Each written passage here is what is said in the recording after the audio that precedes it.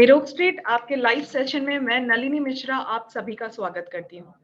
निरोग स्ट्रीट आपके वेबिनार की सीरीज में आज मधुमेह डायबिटीज पर हम फिर से बात करेंगे और इस परिचर्चा में हमारे मुख्य वक्ता डॉक्टर सुनील आर्या जी होंगे जो हमारा ज्ञानवर्धन करेंगे। डॉक्टर सुनील आर्या जी देश के जाने माने आयुर्वेद चिकित्सक हैं जिन्हें लगभग 25 वर्षों का अनुभव प्राप्त है। गुड़गांव स्थित प्रसिद्ध Jeevaniya Ayurveda clinic and Panchakarma centre के वे फाउंडर हैं। आयुर्वेद योग और जीवन शैली के माध्यम से लोगों के स्वास्थ्य को बेहतर बनाने की कोशिश में सतत प्रयत्नशील रहते हैं। ये विविध विषयों पर इनके लेख अक्सर प्रकाशित होते रहते हैं। साथ ही रेडियो पर आयुर्वेद को लेकर उनकी बातचीत को सुना जा सकता है। मधुमेह के ढेरों रोगियों का उन्होंने सफलतापूर्वक उपचार किया है।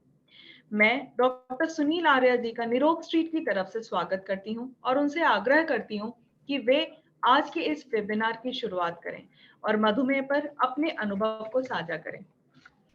Sir, thank you Nalini. आज के इस सत्र में आप सभी जो उपस्थित हैं, मित्रगण हैं, लोग हैं, सबका स्वागत है। जैसा कि आज का जो विषय है वो डायबिटीज है। Am I audible, Paul? Yes sir, you are audible. Okay. तो हम सब जानते हैं कि डायबिटीज माने मधुमेह एक बहुत ही कॉम्प्लेक्स एक प्रॉब्लम है और आयुर्वेद में सीधे सीधे तो डायबिटीज नहीं कहा गया और प्रमेह करके शुरुआत की गई है और अंत में कहा गया कि सभी के सभी जो प्रमेह हैं 20 प्रकार के प्रमेह, तो अगर उनका कोई उपचार न किया जाए तो समय के साथ साथ वो सभी के सभी मधुमेह में परिवर्तित हो जाते हैं। ये बात ठीक है कि ये काफी कॉम्प्लिकेटेड प्रॉब्लम भी है, कॉम्प्लेक्स प्रॉब्लम है और इसके साथ बहुत सारी और समस्याएं जुड़ी रहती हैं, चाहे वो न्यूरोपैथी हो, चाहे नेफ्रोपैथी हो, रेटिनोपैथी हो या मायोपैथी हो, और भी अनेक प्रकार की समस्याएं बहुत सारी और प्रॉब्लम्स भी इसके साथ साथ जुड़ती रहती हैं। तो ये जो डायबिटीज है ये होता क्यों है? हम सबके शरीर में एक ग्रंथि होती है पैंक्रियास, जहाँ से इंसुलिन निकलता है। तो ये डायबिटीज है बेसिकली मेटाबॉलिज्म के एरर की वजह से होता है और इसमें जिम्मेदार है इंसुलिन। या तो इंसुलिन कम निकले या वो कम काम करे, दोनों ही कंडीशंस में इंसुलिन की मात्रा या प्रभाव कम रहने की वजह से जो शरीर में, जो रक्त में, जो खून में उपलब्ध ग्लूकोज है, शुगर है, उसका पाचन नहीं हो पाता। तो पाचन नहीं हो पाता तो वह हमारे शरीर, वो रक्त में वह शुगर की मात्रा बढ़ी हुई रहती है। भोजन करते हैं तो जो कार्बोहाइड्रेट हम अपने भोजन में लेते हैं, कार्बोहाइड्रेट का जो प्रोडक्ट है वो ग्लूकोज बनता है। वह ग्लूकोज इंसुलिन की उपलब्धता में या इंसुलिन की मदद से हमारी बॉडी सेल्स में वो एंटर करता है और वहां पर उसका एनर्जी में कन्वर्जन होता है। अगर इंसुलिन उपलब्ध हो या इंसुलिन से काम ना कर पा रही हो, दोनों ही कंडीशंस में इंसुलिन ना होने की वजह से वह शुगर डाइजेस्ट नहीं होती और शुगर बढ़ जाती है खून में। तो उसके बाद अगर उसका जो हमारा रीनल थ्रेशोल्ड है, उस थ्रेशोल्ड से ज्यादा यदि शुगर हो जाती है तो फिर वो उसके बाद वो होती है हमारे यूरिन में बढ़ जाती है। यदि किसी का रीनल थ्रेशोल्ड भी कम हो तो पहले भी आ सकती है। आमतौर पे दो तरह की डायबिटीज मानी जाती है, टाइप 1, टाइप 2। टाइप 1 हम सब लोग जानते हैं कि वो बच्चों में होती है, वो कंजेनाइटल भी हो सकती है और इनहेरिटेंस से भी वो आ सकती है या कोई ऑटो इम्यून डिसऑर्डर की वजह से भी वो हो सकती है। छोटे बच्चों में पता चलता है जब उनके शुगर लेवल बहुत बड़े होते हैं, तो बचपन में ही 4-5 साल 8 साल 10 साल तक वो पता चल जाती है। उसके बाद इंसुलिन देना ही उपचार है और कोई उपचार होता नहीं है। और दूसरी टाइप जो होती है इसको लेट ऑनसेट कहते हैं। लेट ऑनसेट का मतलब है जो एडल्ट एज में जाकर के वो डिटेक्ट होती है, और उसमें भी वही कारण माने जाते हैं 2, लेकिन वहाँ पर वो इंसुलिन सीधा-सीधा जाने की बजाय पहले और औषधियों से उसको मैनेज किया जाता है। उसके बाद मैनेज हो जाती है, नहीं होती तो फिर इंसुलिन पे आना पड़ता है बाद में।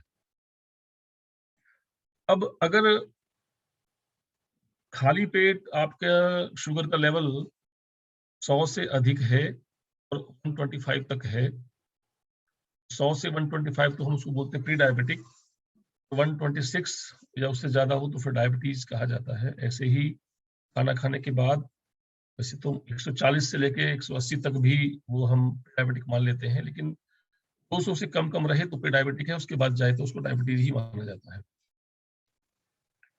डायबिटिक जो लोग होते हैं वो भी अगर वो ध्यान ना रखें, फिर बाद में वो डायबिटीज़ में कन्वर्ट हो जाते हैं।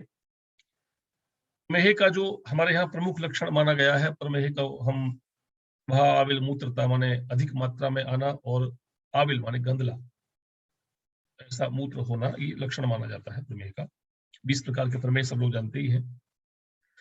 तो कारणों में हमारे यहाँ जो हम मानते हैं आयुर्वेद की दृष्टि से, वो बहुत सेडेंटरी लाइफ़स्टाइल में रहना, मेहनत बिल्कुल ना करना, बहुत निश्चिंत रहना, बहुत ज़्यादा कार्बोहाइड्रेट वाले जो रिच फूड है, का सेवन करना, नए अन्न का और नए अन्नपान का सेवन करना, इसके साथ अधिक मात्रा में दही और दूध से बने पदार्थों का सेवन करना, और शर्करा युक्त और इक्षु के विकार, गुड़, शक्कर, खांड, चीनी, इससे बनी चीज़ें ज़्यादा का सेवन करना, ऐसा माना जाता है। और सभी के सभी प्रमेह जो है काल के साथ-साथ और अप्रतिकार उपचार ना करने से वो सब के सब डायबिटीज़ में कन्वर्ट हो जाते हैं, ये भी हमारे माना जाता है। तो इंसुलिन डेफिशिएंसी से जो डायबिटीज़ है उसको हम धातु क्षय जन्य ऐसा हम मानते हैं, और जो टाइप 2 है वो आवरण जन्य हम मानते हैं, दाँत का आवरण होता है, तब ऐसा हम मानते हैं। अब इसमें बेसिकली लक्षण क्या रहते हैं? तो जो आधुनिक ज्ञान के हिसाब से जो पॉलीपेप्सिया, पॉलीडिप्सिया, पॉलीयूरिया, साधारण सी बात है, जब शुगर लेवल बढ़ता है यूरिन में, ब्लड में, तो वो यूरिनल थ्रेशोल्ड क्रॉस करके यूरिन में आता है। यूरिन में आता है तो अपने साथ वो जल की मात्रा अधिक लेके आता है। जल की मात्रा अधिक आती है तो फिर पानी का जो स्तर है वो खून में गिरता है, फिर प्यास अधिक लगती है। यानी एक तरफ तो यूरिन बहुत ज़्यादा आ रहा है ड्यू टू शुगर, ज़्यादा यूरिन आने की वजह से फिर ज़्यादा यूरिन भी ज़्यादा प्यास लगती है, तो पेप्सिया पोलीयूरिया चलता रहता है। बहुत भूख लगती है, क्यों लगती है भूख? क्योंकि जो हम खा रहे होते हैं, डायबिटिक जो रोगी होते हैं, जो वो भोजन ले रहे होते हैं, उस भोजन से ऊर्जा बनने में मुश्किल रहती है, नहीं बन पाती है ड्यू टू इंसुलिन की कमी या उसकी निष्प्रभावी होने की वजह से, कम प्रभावी होने की वजह से। फिर उसको और ज़्यादा ऊर्जा लेने के लिए भोजन की इच्छा होती रहती है, ज़्यादा खाया जाता है। और यही जब स्थिति अगर भोजन करते-करते भी चूँकि उनकी जो एनर्जी की उत्पत्ति नहीं हो पाती, ठीक से फ़ील नहीं कर पाते, और कार्बोहाइड्रेट पाचन नहीं हो पाता, तो फिर बॉडी जो मेटाबॉलिज़्म है, जो धातु की जो शरीर की जो अग्नि है, फिर वो दूसरी और जो हमारे फैट और प्रोटीन है, उसका भी पाचन शुरू हो जाता है, फिर वेट लॉस होने लगता है।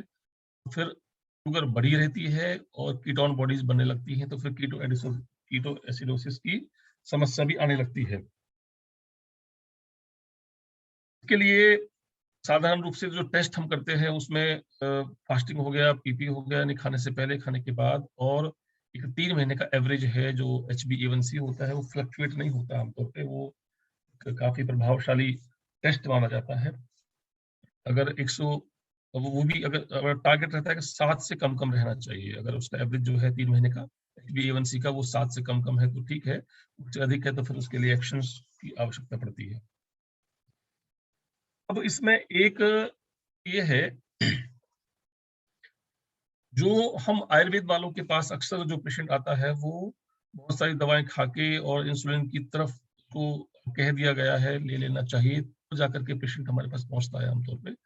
हमसे पेशेंट की उम्मीद रहती है कि अब हमें कुछ ऐसा दे दीजिए आप कि हमारी डायबिटीज कंट्रोल हो जाए। वहां पर डायबिटीज कंट्रोल करने में जो 2-3 चीजें हैं वो बहुत इंपॉर्टेंट होती हैं। इसमें एक है लाइफस्टाइल मैनेजमेंट, एक है डाइट मैनेजमेंट और तीसरा है स्ट्रेस मैनेजमेंट। अक्सर देखा जाता है कि जो लोग जिनका डायबिटीज कंट्रोल नहीं हो रहा है, अगर वहां पर स्ट्रेस का लेवल बहुत ज्यादा रहता है तो डायबिटीज कंट्रोल होना मुश्किल बहुत आती है। उसकी वजह क्या है? देखिए, जो तनाव है उसको इसके साथ बहुत ज्यादा लिंक करके समझना चाहिए। हमारे शरीर में एक स्वाभाविक इमरजेंसी डिफेंस मैनेजमेंट होता है, जिसमें आप समझिए एड्रेनलिन जो push है वो मिलता है। जैसे कोई जिसका काम होता है कि किसी खतरे की स्थिति में पड़ने से हमें भागना या खुद को बचाना, ऐसा एक रिफ्लेक्स पैदा होता है। अब आज के समय में भागने की आवश्यकता तो पड़ती है। जैसे उदाहरण के लिए कोई व्यक्ति बहुत चलने की हालत में नहीं है, बहुत थका हुआ है, फिर भी यदि कोई कुत्ता उसके पीछे पड़ जाए तो उस कंडीशन में भी खूब तेज दौड़ सकता है, क्योंकि उसको एक एड्रेनलिन पुश मिलता है। तो वो उसको जो एड्रेनलिन पुश है वो उसको दौड़ने को मजबूर भी करता है और वो दौड़ पाता है। वो एक इमरजेंसी मैकेनिज्म, डिफेंस मैकेनिज्म है। आज के समय में जब व्यक्ति बहुत ज़्यादा तनाव में रहता है, तो भागने की आवश्यकता तो पड़ती नहीं है, लेकिन वो ना भागने की या फिजिकली आवश्यक ना होने की वजह से वो सारा रिफ्लेक्स आजकल मेंटल स्टेटस पर आता है। तो माने जब तनाव होता है, तनाव की स्थितियाँ पैदा होती हैं, तो हमारी जो एड्रिनल ग्लैंड्स हैं, वो हाइपर एक्टिव रहती हैं। एड्रिनल ग्लैंड्स के हाइपर एक्टिव रहने से कॉर्टिकोस्टेरॉइड्स है, उसकी मात्रा बढ़ जाती है। उसकी मात्रा बढ़ती है तो फिर खून में जो ग्लूकोज की उपलब्धता बढ़ती है। ग्लूकोज की उपलब्धता बढ़ती है तो फिर हमारा रक्त शर्करा यानी खून की जो डायबिटीज वो बढ़ने लगती है। इसका मतलब ये हुआ कि यदि सीधे-सीधे तनाव को मैनेज किया जाए तो शुगर पर अच्छा कंट्रोल होता है। वापस आता हूँ 3 चीज़ों पर, lifestyle management, diet management and stress management.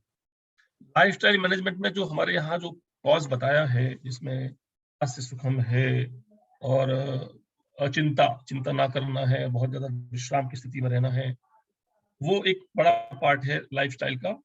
तो आस्य सुखम का मतलब होता है एक ही स्थिति में बैठे रहना या ज़्यादा सेडेंटरी वर्क होना, और दिवा स्वप्न का मतलब है दिन में सोना, यानी जब वर्जित किया गया है नींद के लिए, उस वर्जित काल में भी नींद का उपयोग करना, नींद लेना। इसका अर्थ ये हुआ कि यदि हम अपनी दिनचर्या में खूब अच्छे से फिजिकली एक्टिवेटेड रहें, तो डायबिटीज पर अच्छा नियंत्रण होता है। जैसे यदि आप हमारे शरीर में इंसुलिन की मात्रा पर्याप्त है, लेकिन हमारे उसका रेजिस्टेंस होने की वजह से जो हमारी बॉडी सेल्स हैं, तो मांसपेशियां या जो पेशी कोशिका है, वो उसको एक्टिवेट नहीं होने दे रही, उसको उसके प्रति संवेदनशील नहीं है। जो व्यक्ति अच्छा व्यायामशील होगा, अच्छा सक्रिय जीवन जिएगा, तो उसकी मांसपेशियों की एक्टिविटी बढ़ती है और मांसपेशियां फिर अपनी कोशिकाओं में उस इंसुलिन को अंदर आने देती हैं, माने उसके प्रति सेंसिटिविटी बढ़ती है। इसलिए व्यायाम करने से शुगर पे अच्छा नियंत्रण होता है। दूसरा है डाइट मैनेजमेंट। डाइट मैनेजमेंट में जितने भी हमारे मीठे पदार्थ हैं, विशेष रूप से कफवर्धक जो आहार हमारा होता है, उससे हमें बचना चाहिए। उसमें दूध, दही, घी भी आ गया। इसके अलावा जो मीठे से बने पदार्थ है, बहुत से लोग कहते हैं जी चीनी नहीं खाते हम, गुड़, खांड या शक्कर बेहतर है। बात ठीक है, गुड़, खांड और शक्कर चीनी से बेहतर है, लेकिन अगर उनको देखा जाए डायबिटीज को बढ़ाने में उनका बराबर का उपयोग है। इसके अलावा ऐसा भोजन, ऐसे भोज्य पदार्थ जिनका ग्लाइसेमिक इंडेक्स ज्यादा होता है, उनके सेवन करने से भी शुगर बढ़ता है। उदाहरण के तौर पे अगर देखें, चना का जो चना और जौ, इन दोनों का जो ग्लाइसेमिक इंडेक्स है वो काफी कम है। उसके मुकाबले गेहूं का जो ग्लाइसेमिक इंडेक्स काफी ज्यादा है। मेरा ख्याल है गेहूं का ग्लाइसेमिक इंडेक्स 77 है तो चना का 17 है। इतना डिफरेंस है। इस तरह से हम अपने भोजन में बदलाव करके निश्चित रूप से जो इनटेक ऑफ कार्बोहाइड्रेट है उसको मैनेज कर सकते हैं।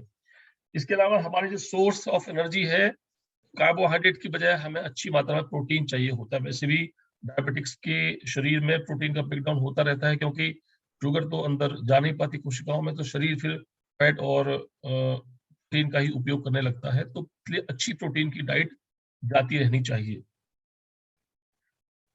अब अगर लंबे समय तक हमारे शरीर में शुगर बढ़ी रहे तो क्या-क्या उसके नुकसान हो सकते हैं? जैसे नेफ्रोपैथी है, हमारी किडनी जो है वो फेलियर में जा सकती है या अपनी क्षमता को कम कर सकती है ड्यू टू डायबिटीज। न्यूरोपैथी है, जो हमारी नर्व्स हैं उनमें डिजेनरेटिव चेंजेस आने लगते हैं। मायोपैथी है, मांसपेशियां उनकी क्षमता बिगड़ने लगती है, फ्लेक्सिबिलिटी घटने लगती है, तो इसलिए कार्डियोमायोपैथी, यानी जिनके जो डायबिटिक लोग हैं उनको हार्ट की मांसपेशियों से संबंधित रोगों के होने की संभावना लगभग दोगुनी रहती है। इस तरह से रेटिनोपैथी है, रेटिना में और वहाँ भी वही ब्लड वेसल्स की फ्लेक्सिबिलिटी घट जाने की वजह से ब्लीडिंग का एक इशू हो सकता है, तो रेटिनोपैथी भी हो जाती है, हमारे विजन लॉस होने लगता है। इसके अलावा कुछ और प्रॉब्लम्स हैं जिसमें सेक्सुअल डिसफंक्शन भी होने लगता है, और जो डायबिटिक लोग होते हैं उनको हाइपरटेंशन होने के चांसेस और दूसरे कार्डियोवैस्कुलर कॉम्प्लिकेशंस होने के चांसेस और लिपिड का जो है वो डिसलिपिडीमिया होने के चांसेस ज़्यादा रहते ही हैं। अब इसके अलावा ये तो हो गए लंबे समय तक अगर हम इनको इग्नोर करें तो हमको क्या-क्या समस्याएँ हो सकती हैं। ये है कि इसमें हम इसको मैनेज करें, क्या हमें करना चाहिए? तो आयुर्वेद में बहुत सारी औषधियाँ ऐसी कही गई हैं जो डायबिटीज़ में काफ़ी उपयोगी मानी जाती हैं। लेकिन 2 बातों का ध्यान रखना हमें बहुत ज़रूरी है कि ये कफ दोष के, वैसे तो तीनों दोष ही इसमें शामिल होते हैं, पर ये कफकृत आहार के सेवन से ही मानी जाती है, और अंततः ये आयु के दोष को बढ़ा करके की संप्राप्ति बन जाती है। तो इसका अर्थ ये हुआ कि 2 तरह के लोगों को हमें आइडेंटिफ़ाई करना चाहिए। जो ओबीज़ पेशेंट हैं, जहाँ पर कफ की उपलब्धता ज़्यादा दिखती है शरीर में, वहाँ पर हमें संशोधन ध्यान देना चाहिए। और जो वात वात अधिक वाले रोगी दिखते हैं, जहाँ पर बहुत ज़्यादा डिजेनरेटिव चेंजेस ज़्यादा दिख रही हैं, वहाँ पर हमें रसायन चिकित्सा को साथ में रखना चाहिए। तो जैसे शिलाजीत काफ़ी उपयोगी माना जाता है। इसमें शिलाजीत अगर तालसरादिगण या सुरसादिगण की 21 भावनाएँ देके शिलाजीत का उपयोग किया जाए, काफ़ी उपयोगी माना जाता है। हालाँकि आजकल जो शिलाजीत उपलब्ध है वो जो क्लासिकल उसका डिस्क्रिप्शन है उसके हिसाब से काम करता नहीं है। और बहुत सारी चीज़ें इसके अलावा हो सकती हैं जो कि इसमें उपयोगी हैं। बेला है, जामुन है, नीम है, गिलोय है, सभी की सभी जो औषधियाँ जैसे मेथी दाना है, मेथी शीर है, इसके अलावा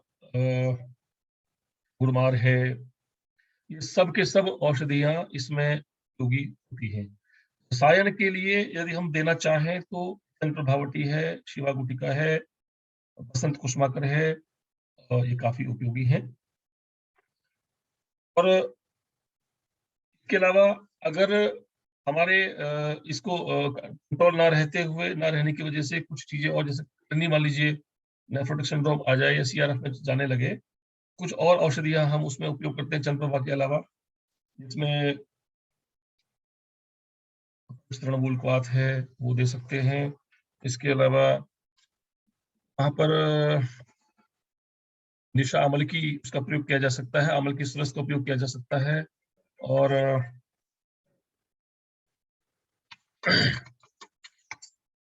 इस तरह से कुछ चीज़ें और भी हैं जो मैं भूल रहा हूँ अभी कहना चाहिए। निशा कतकादिक्वाथ काफ़ी उपयोगी है, रहतियादिक्वाथ उपयोगी है, जो जहाँ पर हम किडनी के रोगियों में देते हैं। मूलतः तिक्त और कषाय रस वाले जो औषधियाँ हैं, जो काढ़े हैं, उनका उपयोग किया जाना चाहिए। शिलाजीत वाले जो द्रव्य हैं, वंग भस्म वाले जो द्रव्य हैं, उनका उपयोग किया जाना चाहिए। निशा अमल की क्लासिकल योग है, काफ़ी उपयोगी है। त्रिफला रस भी काफी उपयोगी है। इसके अलावा जो स्ट्रेस मैनेजमेंट है उसके लिए निश्चित रूप से दैनिक जीवन में योग और प्राणायाम यानी ध्यान को हमें जो उपयोग में लाना चाहिए। यहाँ पर योग की काफी बड़ी उपयोगिता है। देखें कि जो शुगर कोशिकाओं में प्रवेश नहीं कर पा रही या उसका सेंसिटिविटी लेवल कम हो जाता है, स्पेसिफिक आसन और प्राणायाम करने से वो सेंसिटिविटी इम्प्रूव होने लगती है। जैसे मैं आपको उदाहरण देता हूँ, कुछ आसन है जैसे अर्ध मत्स्येंद्र आसन है, तो वो पेट की मांसपेशियों पर एक स्पेसिफिक दबाव क्रिएट करती है, वहाँ ब्लड फ्लो इम्प्रूव करती है। इसकी वजह से उनकी सेल्स में अच्छा ब्लड फ्लो होता है। जो क्रियाज की जो सेल्स है जहाँ से इंसुलिन सीक्रेट होता है, तो उसके सेल्स को, उस बीटा सेल्स को अच्छी मात्रा में ब्लड फ्लो मिलने से, ऑक्सीजन मिलने से उनकी रिजुविनेशन की संभावनाएं बढ़ जाती हैं। इसके अलावा जो ध्यान की प्रक्रियाएं हैं जिसमें अनुलोम विलोम विशेष रूप से है, या योग निद्रा है, या भस्त्रिका है, कपालभाति, भ्रामरी है, इनके उपयोग करने से जो शरीर में जो कॉर्टिसोन की लेवल है वो कम होता है और शुगर की उपलब्धता भी कम हो जाती है। इस तरह से इसका एक कंपोजिट हमें एक होलिस्टिक अप्रोच लेना चाहिए जिसमें लाइफस्टाइल, डाइट स्टाइल और स्ट्रेस मैनेजमेंट है। ख्याल है इतना काफी है, और इसके अलावा कुछ प्रश्न पूछना हो तो आप पूछ सकते हैं।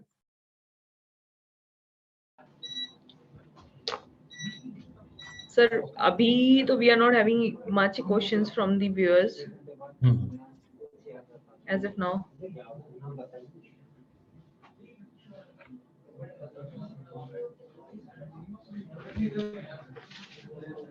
We can extend further for the lifestyle, how we should manage the lifestyle also.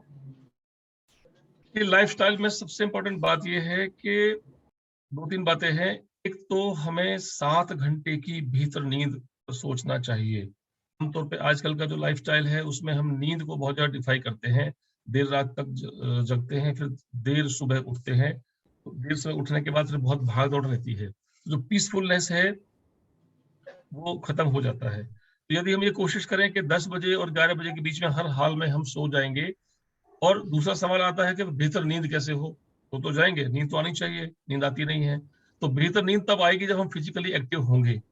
आजकल का अगर हम देखें, अपना ऑफिस का स्टेटस भी देखें या घर का स्टेटस भी देखें, तो ज़्यादातर सारा काम बैठे-बैठे वाला ही होता है। तो बैठे-बैठे हैं, वहाँ से उठ कर के गाड़ी में जाएँगे, वहाँ बैठेंगे, गाड़ी से ऑफिस में जाएँगे, वहाँ बैठ जाएँगे, और थोड़ी-छोटी जगहों पर भी हम गाड़ी, स्कूटर उस पे मूव करते हैं, और लिफ्ट के अलावा मूव करते नहीं बिल्कुल भी।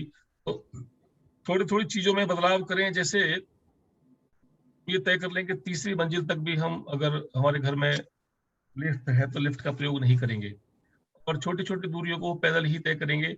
इसके अलावा 1 से 1.5 घंटा हम अपने ऊपर इन्वेस्ट करेंगे। जैसे मान लीजिए 5 से 7 किलोमीटर का डेली का एक ब्रिस्क वॉक का एक अपना शेड्यूल बनाना चाहिए, जिसकी वजह से हमारे शरीर की मांसपेशियाँ जो हैं वो सक्रिय होती हैं, और शुगर, कार्बोहाइड्रेट के प्रति या ग्लूकोज के प्रति उनका जो इंटॉलरेंस है, जो सेंसिटिविटी है वो इम्प्रूव होती है।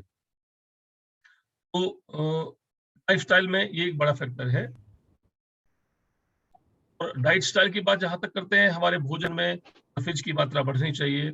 एक फैक्टर और भी है, सब लोग जानते हैं कि जो गेहूँ है, गेहूँ का ग्लाइसेमिक इंडेक्स काफ़ी ज़्यादा है।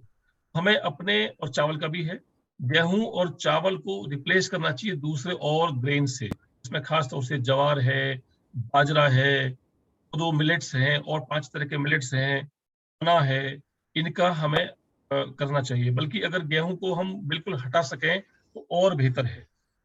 इसके अलावा जो रिफाइंड आइटम्स हैं हमारे जो किचन में होती हैं, जैसे रिफाइंड ऑयल, रिफाइंड आटा, रिफाइंड शुगर, इस तरह की जो रिफाइंड चीज़ें हैं उनको भी हमें अपने रोज़मर्रा के जीवन में प्रयोग करने से बचना चाहिए। इसके अलावा जो और कफवर्धक आहार हैं, उड़द भी आ जाती है, इस तरह की उड़द है, राजमा है, इस तरह के कफवर्धक आहार हैं, उनसे बचना चाहिए। जी। ओके, एक हमारे व्यूअर हैं अभिलाषा पूरन वाले।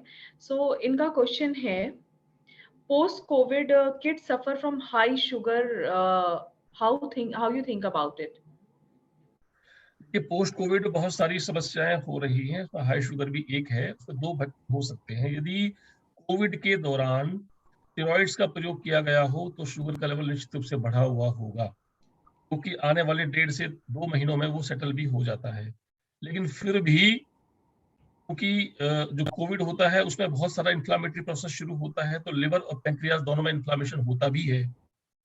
ऐसी चीजें वहां पर दी जानी, वो ठीक तो हो जाएगा निश्चित रूप से, वहां ऐसी चीजें दी जानी चाहिए जो एंटी इन्फ्लामेटरी भी हो, रसायन भी हो, जैसे चंद्र प्रभावटी, गुगलू का कोई योग, बसंत कुसुमाकर, इस तरह की जो चीजें वहां पर, या शिलजत्वादी वटी, मधुमेहारी चूर्ण जिसमें गुणमार जरूर हो, ऐसी चीजें दी जा सकती है। और इसके अलावा काली हल्दी और आंवले का पाउडर बराबर मात्रा में मिला के रखें, निशा अमल की चूर्ण, अकेला भी काफी उपयोगी साबित होगा। और यदि वो बहुत थके हुए नहीं रहते हैं, उनको हल्की फुल्की एक्सरसाइज, व्यायाम, वॉक, प्राणायाम ये शुरू करना चाहिए, कि उनकी वाइटलिटी बूस्ट हो और शरीर में ऊर्जा का अनुभव करें, कि शुगर कंट्रोल हो। ओके, डॉक्टर सोनल जी का क्वेश्चन है, is it okay to take madhu with hot और वार्म वाटर फॉर मधुमेही? देखिए, जो आयुर्वेद के सम्मत से अगर हम कहें तो मधु, शहद को डायबिटीज में पथ्य माना गया है, लेकिन प्रैक्टिकली देखा गया है कि डायबिटीज में शहद भी शुगर लेवल को बढ़ा देता है। नंबर 2, गर्म पानी में शहद मिलाना वैसे भी निषिद्ध है आयुर्वेद के हिसाब से, क्योंकि आयुर्वेद के हिसाब से हम मधु को, शहद को ना तो गर्म पानी में लें, ना गर्म करके प्रयोग करें। फिर भी गुनगुने पानी में डालकर लेते हैं, तो चूंकि शहद और पानी, गुनगुना पानी एक कर्षण है, मतलब अपकरण है, शरीर धातुओं का कर्षण करता है, इस नाते हाँ दिया जा सकता है, लेकिन अगर शुगर बढ़े तो फिर देना नहीं चाहिए। हाँ, जो ओबीज लोग हैं, जो डायबिटीज नहीं है, उनको दिया जा सकता है।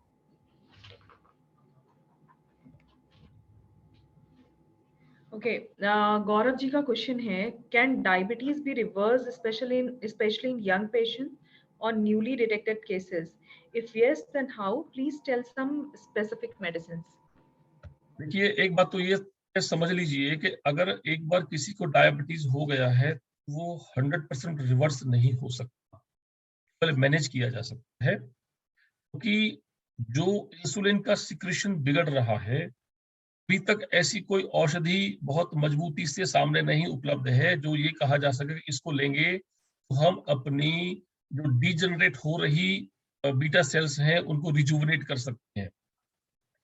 योग के माध्यम से कुछ ऐसे जरूर परिणाम मिले हैं कि हम उनको कुछ हद तक रिजुवनेट कर सके हैं, लेकिन फिर भी ऐसा कोई एविडेंस नहीं है कि जो बीटा सेल्स ऑफ जो बीटा सेल्स हैं जो इंसुलिन सीक्रेट करती है उनको रिजुवनेट कर सकते हैं। तो जब ऐसी कंडीशन में तो फिर एक ही तरीका बचता है कहने के लिए, हम उसको मैनेज कर सकते हैं।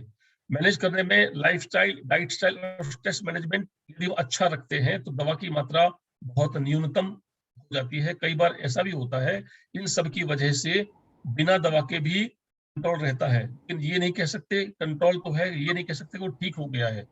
ठीक हो गया है का मतलब होता है व्यक्ति सामान्य रूप से मीठा भी खाए, शुगर बढ़ना नहीं चाहिए, लेकिन ऐसा होता नहीं है। इसलिए यही तथ्य है आज की तारीख में, डायबिटीज रिवर्स नहीं होता है। रिवर्स का मतलब एक ही होगा कि फिर खूब मीठा खाए तो बढ़ना नहीं चाहिए, उसके बिना फिर कंट्रोल ही माना जाएगा। वो नियंत्रित होता है, रिवर्स नहीं होता है।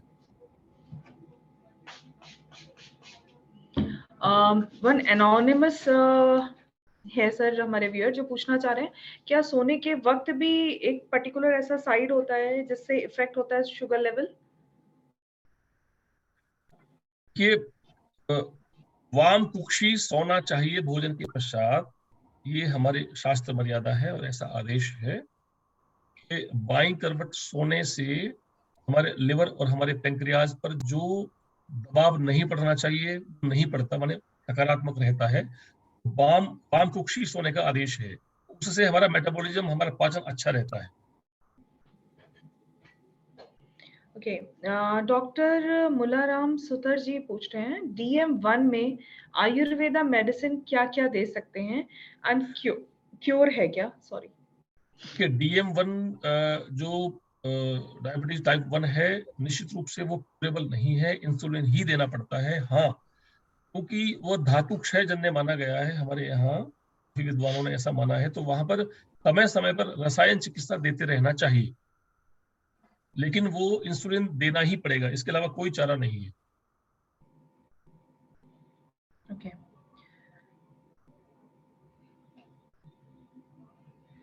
There is one more question. One second, sir. DM type 2, regular yoga with 1 hour and following diet plan still can't control sugar level? इसमें अगर देखिए बात क्या है कि इन सभी जो भी आप उपाय करते हैं, उन सब की सीमा है। अल्टीमेटली इन सब से क्या होगा? अल्टीमेटली इन सब से पैंक्रियाज को बल मिलता है, बल मिलना चाहिए, और वहां से इंसुलिन का सिक्रेशन अच्छा होना चाहिए। किसी भी चिकित्सा के दो टारगेट हैं, एक तो इंसुलिन की मात्रा ठीक ठाक निकले, और इंसुलिन जो निकल रहा है उसका उपयोग हो सके, के प्रति रेजिस्टेंस ना हो। यदि किसी भी एक्टिविटी से, किसी भी चिकित्सा से ये दोनों काम नहीं हो पा रहे हैं, वो सारा का सारा ट्रीटमेंट निष्प्रभावी होगा। कोई भी प्रयास आप करते हैं वो पर्सन टू पर्सन वेरी करता है उसका इफेक्ट।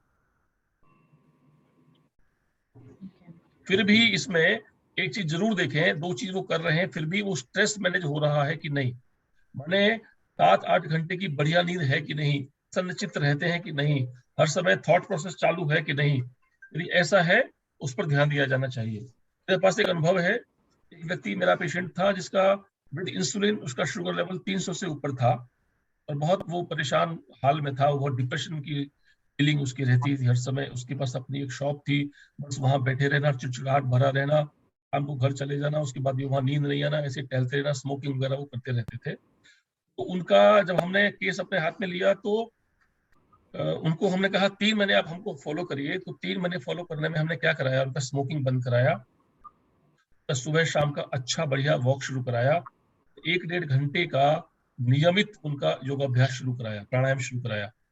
3 महीने में वो अपनी उन्हीं दवाओं से, कम क्वांटिटी हो गई इंसुलिन की भी, उन्हीं दवाओं से वो बहुत अच्छे से नियंत्रित शुगर में आ गए। तो ये तो होता है कि आप अगर लाइफस्टाइल, डाइट स्टाइल और स्ट्रेस मैनेजमेंट पर रहते हैं, निश्चित रूप से आपकी इंसुलिन की मात्रा घट भी जाती है, बंद भी हो सकती है, और दवाओं की मात्रा भी घट सकती है। और ये सबके लिए है ना, एक जैसा होगा जरूरी नहीं है, पर्सन टू पर्सन वेरी करता है।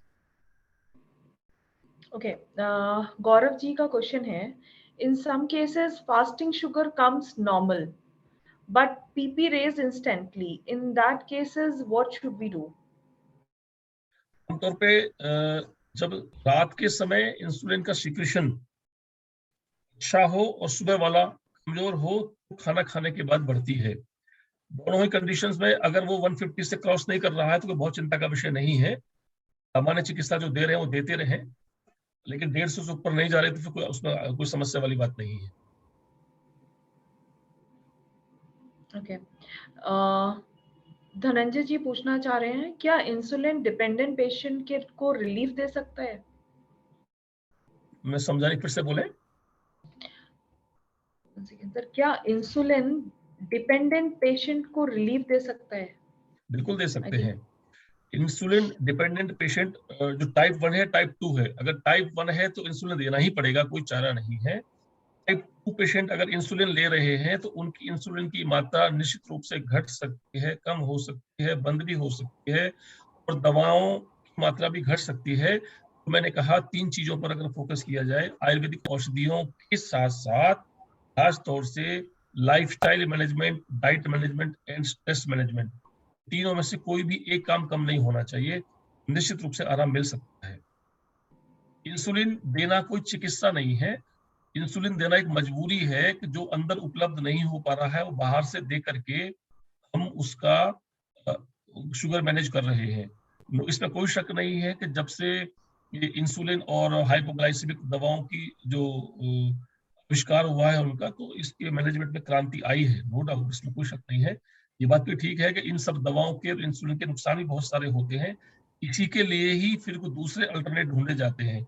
उन्हीं अल्टरनेट के अंतर्गत तो आयुर्वेदा, योगा, लाइफस्टाइल मैनेजमेंट चीजें आती हैं। तो जो हमारे पेशेंट्स हैं, जो अभी नए नए डायबिटिक्स बने हैं या पुराने पेशेंट भी हैं और बहुत परेशान हैं, तो उनको हम इन सब चीजों का प्रयोग आते रह सकते हैं। उनकी दवाएं और इंसुलिन को एकदम से बंद किए बिना धीरे धीरे धीरे उस पर लाएं, उनको तो आराम मिलता है। Okay.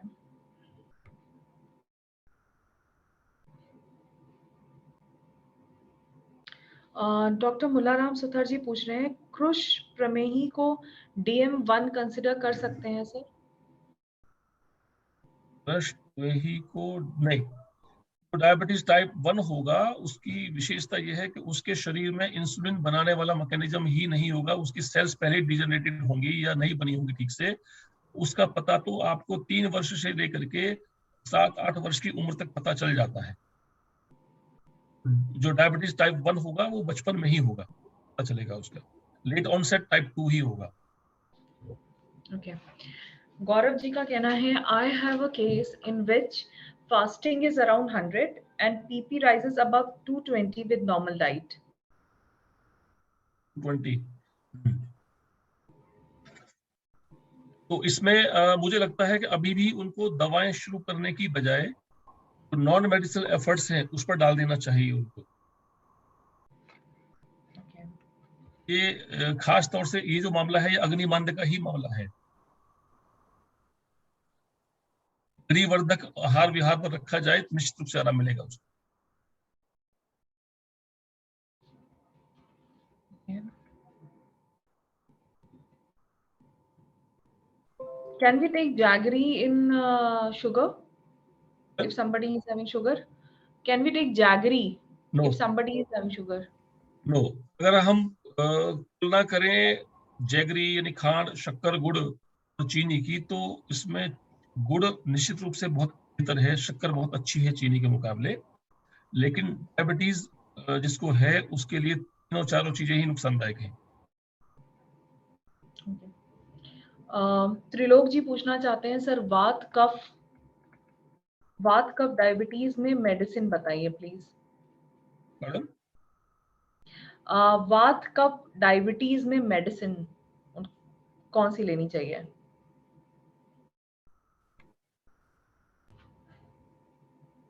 वात कफज व्याधि, देखिए बात क्या है कि वायु और कफ दोनों ही एक दूसरे के एंटागोनिस्ट हैं। थोड़ा सा मुश्किल रहता है इसमें इसको ठीक करना, लेकिन फिर भी जो सामान्य औषधियां आप देते हैं वही दी जाएंगी, इसमें अलग से तो क्या देंगे आप। ओके।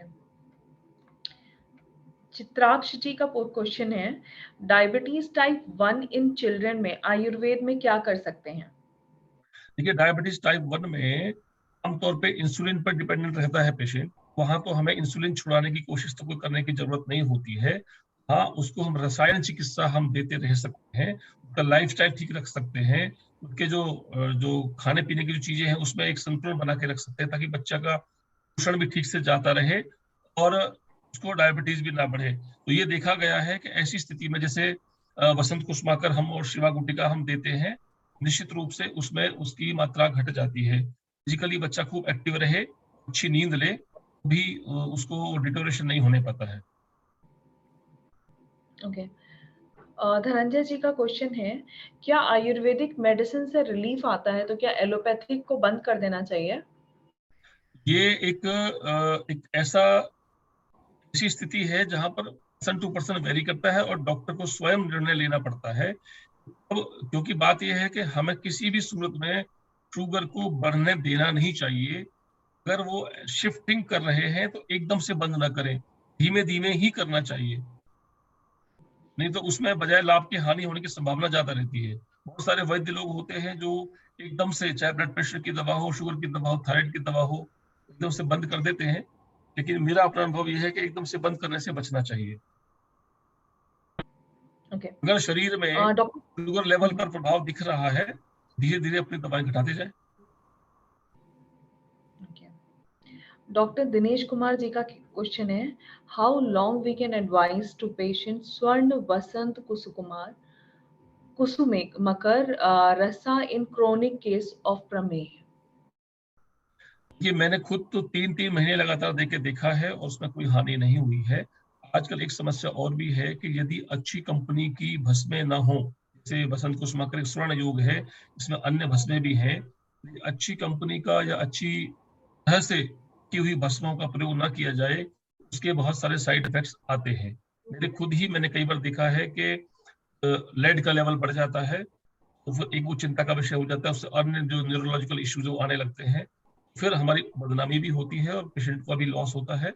इसलिए अच्छी कंपनी की बनी हो तो 3 महीने तक भी सुरक्षित है, ये तो मैंने देखा है। फिर भी यदि अगर लंबा देना हो तो बीच-बीच में गैप करके देते रह सकते हैं, और बीच में चाहें तो वो अपने रोगियों को, वो जैसे आजकल मरकरी और लेड का कंटामिनेशन तो नहीं है, ऐसा ब्लड टेस्ट कराते रह सकते हैं।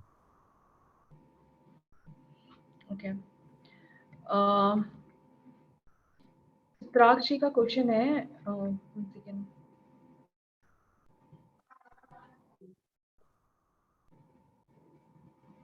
which company बसंत कुसुमाकर रस used? यहाँ पर किसी कंपनी का नाम लेना तो शायद वो ठीक नहीं होगा। मैंने Actually, अपने तरह से, मतलब अपने स्तर पर मैंने दूध पेशवर का प्रयोग किया है, तो मुझे वो फिर भी औरों के मुकाबले ठीक लगता है। बाकी जो बहुत प्रचलित कंपनियां हैं, डाबर, झंडू, बैद्यनाथ, दूध पेशवर, इनके अलावा भी बहुत अच्छी-अच्छी कंपनियां हैं साउथ में, महाराष्ट्र में, जो जहाँ तक हमारी अप्रोच नहीं है, उनका भी प्रयोग किया जाना चाहिए।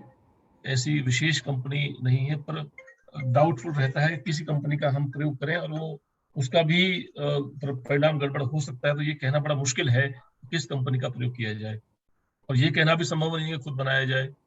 यहाँ पर बड़ा एक द्वंद की स्थिति है, इसलिए बस सावधानी पूर्वक ही प्रयोग करें।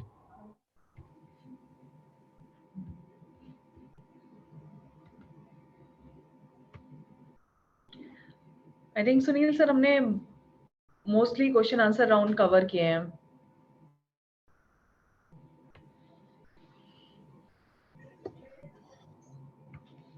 ओके, एक और Gaurav ji wants to ask one thing. What is the connection between TG level and blood sugar? In some cases, it is found that when TG rises, then only sugar rises. Otherwise, it remains normal.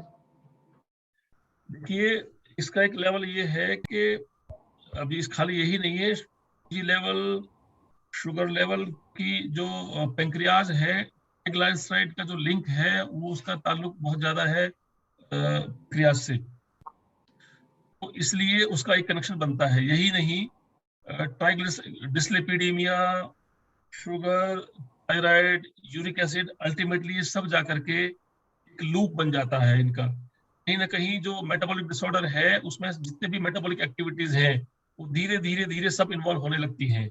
Triglyceride का direct link है pancreas से, इसलिए sugar से भी उसका link बनता है। Okay. चित्राग जी का क्वेश्चन है, is there any latest research on role of Ayurveda in diabetes? देखिए, बहुत सारी जो हर्ब्स हैं वो इंडिविजुअली उनका उनके उस पर रिसर्च तो होती रहती ही है। आप देखते हैं जितने भी हमारे, जैसे गुड़मार बूटी है, उस पर बहुत पहले हुआ, जामुन पे भी हुआ, करेला पर भी हुआ, नीम पर भी है, गिलोय पर भी है। लेकिन उन सब के बावजूद जो एक बड़ा प्रश्न है, मैं खुद 25 साल से प्रैक्टिस करता हूँ, आप में से बहुत साथी जो हमारे जुड़े हुए हैं वो भी बहुत लंबे समय से प्रैक्टिस करते होंगे। बहुत बड़े बड़े दावों के बावजूद ये देखा गया है कि जितनी उम्मीद से हम पेशेंट को औषधि देते हैं आयुर्वेदिक, उतनी उम्मीद से हमको परिणाम मिलता नहीं है। ये भी एक फैक्ट है जो कि मानना चाहिए। इंडिविजुअली किसी किसी के अच्छे परिणाम होंगे, लेकिन ये मेरा जरूर मानना है, दवा चाहे कोई भी हो, एलोपैथिक हो, आयुर्वेदिक, खासतौर से आयुर्वेदिक की बात मैं कर रहा हूँ, अगर हम आयुर्वेद दवा दे रहे हैं तो 3 चीजों पर जो मैंने सबसे पहले कहना शुरू किया, लाइफस्टाइल, डाइट स्टाइल और टेस्ट मैनेजमेंट, तीनों चीजों को हम इसके अगर फॉलो कराएंगे, जो भी आप दवा देंगे वो निश्चित रूप से काम करेगी। ये मेरा बहुत बड़ा अनुभव है, और मैं खुद इसको बहुत स्ट्रांगली इसको मैं बिलीव करता हूँ, और मैं देखता हूँ और लोगों को फॉलो कराता हूँ। अच्छा मैनेजमेंट चाहिए अगर डायबिटीज का, खाली दवाओं से नहीं होता है, चाहे एलोपैथिक हो चाहे आयुर्वेदिक हो। आमतौर पर स्ट्रेस इतना बड़ा फैक्टर है जिसको हम सबसे कम वेट देते हैं। अगर अगर जो भी हमारे साथी सुन रहे हैं वो अपने 5, 7, 10 रोगियों को एक प्रकार से स्ट्रेस मैनेजमेंट करें, ठीक प्रकार से लिंक करें उनके रोजमर्रा की जिंदगी से, रोजमर्रा के भोजन के तौर तरीकों से, निश्चित रूप से उसमें अच्छा परिणाम मिलेगा। निदान भी एक महत्वपूर्ण पक्ष है कि ठीक प्रकार से डायग्नोसिस होना चाहिए। उसमें हमारे जो दोषों की स्थिति क्या है, अग्नि की स्थिति क्या है, उन सबसे भी बहुत अच्छा परिणाम मिलता है। ओके सर, एक क्वेश्चन है निवेदिता रथ जी का, can we use any herbal product in diabetic? हाँ, हर्बल प्रोडक्ट तो ढेर सारे हैं। आप और भी कुछ नहीं, अगर आप बाजार से लेना चाहते हैं तो 5-7 चीजें हैं जिनको आप अपने घर पे ही बराबर बराबर मात्रा में मिला के रखिए और लेते रहिए। निश्चित रूप से आराम मिलेगा। जिसमें गुड़मार है, एक सप्तरंग है, एक जामुन है, जामुन की गुठलियां हैं, केला है, एक जिसका गिलास बनता है वो क्या नाम है उसका, विजय सार की का पाउडर है। ये 5-7 चीजें ही मिला के रखिए आप। मेरे अनुभव में ये आया है कि इन सब चीजों के साथ आप एक कंटेंट उसमें अश्वगंधा भी रखिए, एक कंटेंट उसमें अश्वगंधा को भी रखिए कि वो स्ट्रेस मैनेजमेंट भी रहे और पोषण भी मिलता रहे। तो 5-7 चीजें आप मिलाइए, एक पाउडर बनाइए। मेथी दाना उसमें हो, जामुन गुठली हो, गुड़मार हो, तरंग हो उसमें, विजय साल के का पाउडर हो, या मिला के रखिए, एक अश्वगंधा हो। 8 चीजें हो गई। और ज्यादा कड़वा करना है और बढ़िया बनाना है तो की और गिलोय भी मिलाई जा सकती है। इन सबको बराबर मिलाइए और एक एक चम्मच सुबह शाम लीजिए। नंबर 1। नंबर 2, हल्का डायबिटीज है या केवल मतलब बहुत ज्यादा नहीं है, अभी प्री डायबिटिक कंडीशन है या हल्की सी रेज हो रही है, तो निशा अमल की भी अकेला उपयोगी है। निशा माने हल्दी, अमल तो सब जानते ही है। निशा अमल की बराबर मात्रा मिलाइए, एक एक चम्मच सुबह शाम लेते रहिए।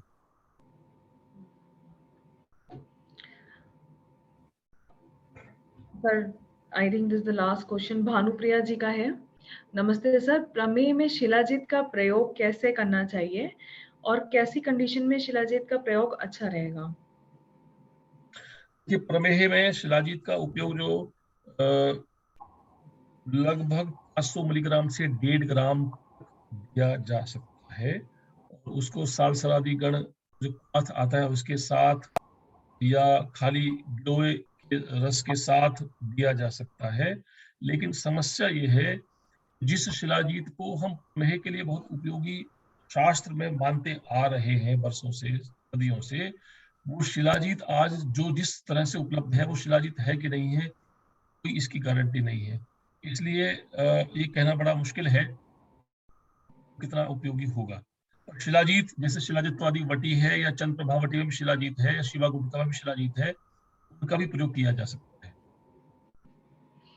ओके सुनिए सर, एक और क्वेश्चन है, लाइक प्रेगनेंसी के टाइम पे अगर किसी फीमेल को डायबिटीज या शुगर होता है तो कितनी परसेंट चांसेस हैं कि पोस्ट प्रेगनेंसी भी उसको आफ्टर टाइम पीरियड या आफ्टर ओल्ड, मतलब एक सर्टेन एज के बाद ये वापस शुगर लेवल बढ़ सकता है या डायबिटिक की चांसेस कोई है? जरूरी नहीं है, जरूरी नहीं है कि गैस्ट्रेशनल डायबिटीज है तो बाद में डायबिटीज होगा ही होगा, कोई जरूरी नहीं है। तो यहाँ वही बात आती है कि यदि आप एक बार गैस्ट्रेशनल डायबिटीज के शिकार हुए हैं, यदि कोई व्यक्ति, बाद में भी उनका जो खान पान आहार विहार है जो वो ठीक प्रकार से वो मैनेज ना रहे, तो अभी भी हो सकता है।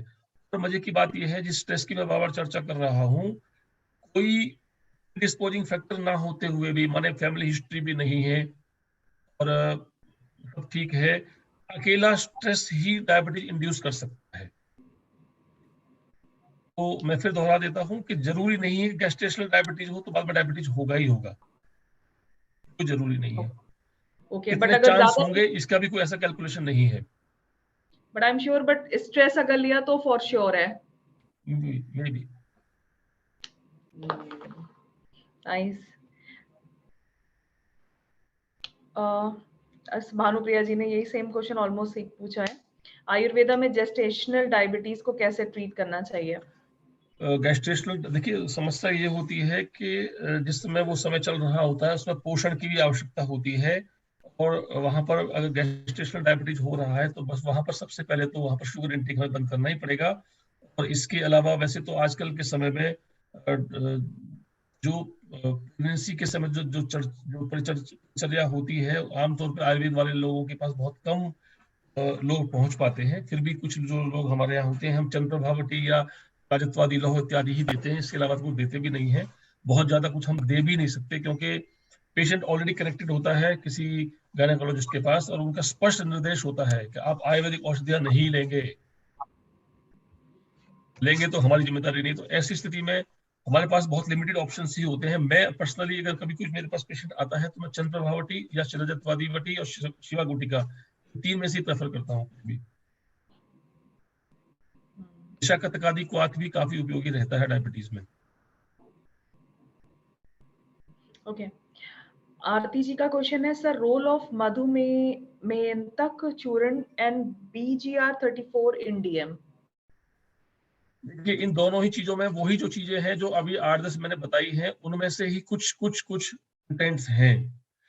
तो वो सभी की सभी कंटेंट आप ये समझ लीजिए कि जो पेरिफेरल हमारा जो मैकेनिज्म है, जिसमें कह सकते हैं आप कि जो ये हमारी हर्बल मेडिसिन है, जो हर्ब्स हैं, वो आमतौर पे जो रेजिस्टेंस ऑफ इंसुलिन है उसको कम करने का प्रयास करते हैं। अभी तक तो यही पाया गया है। और जो हमारी जो बीटा सेल्स हैं उस पर कोई बहुत ज्यादा प्रभाव ऐसा देखने को नहीं मिला है।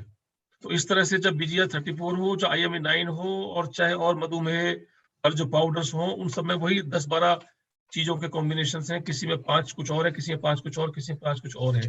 तो प्रभाव भी लगभग कमोबेश सबका जैसा ही है, बाकी तो सब मार्केटिंग ही है।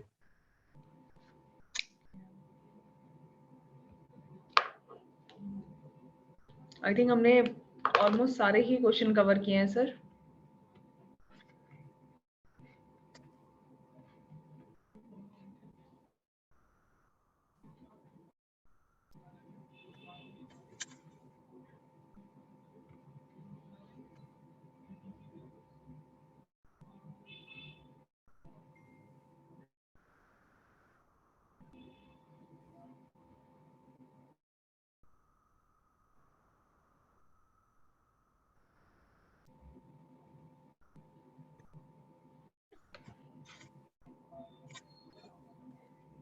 सर आप आई थिंक सारे क्वेश्चन आंसर्स कवर हुए हैं। कतक खदिरादि क्वाथ का पूछा है किसी ने, तो कतक खदिरादि क्वाथ भी काफी उपयोगी है डायबिटीज में।